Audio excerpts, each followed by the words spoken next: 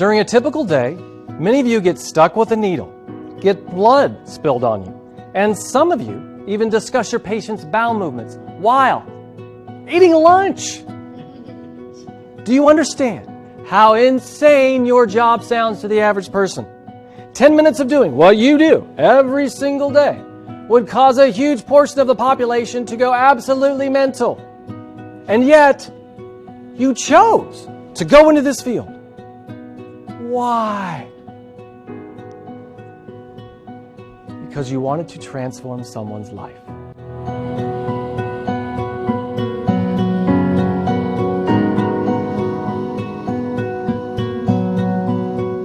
Sickness steals health. Sickness robs happiness. And my guess is that despite the blood, despite the needles, despite even the bowel movements, you chose to be a part of a service industry that helps restore people's health and happiness. And it's good work, and it's rewarding. But it comes with a warning.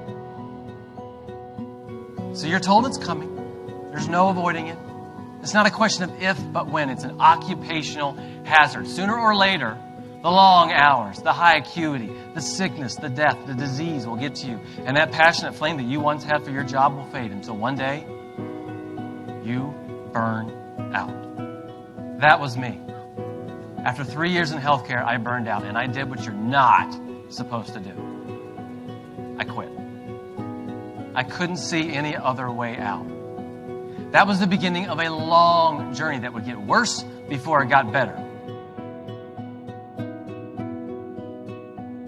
In May of 2019, the World Health Organization recognized burnout as an occupational phenomenon caused by chronic workplace stress that hasn't been managed and characterized by three things: emotional exhaustion, depersonalization, and a low sense of personal accomplishment.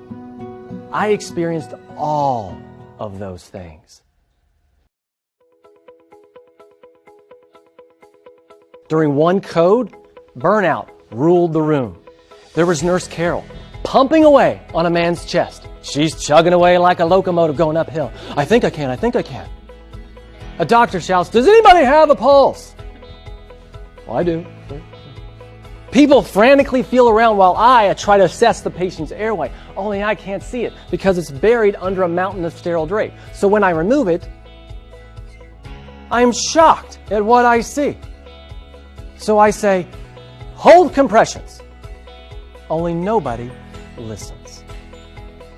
Choo-choo train Carol over here is in her own world. The doctor's still waiting on a response. I'm still shouting, hold compressions, while the patient is getting his chest caved in for no reason. Because the patient is awake. Question. Who communicated effectively?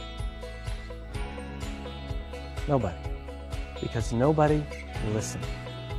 Burnout left people exhausted, isolated, and one guy with sore ribs.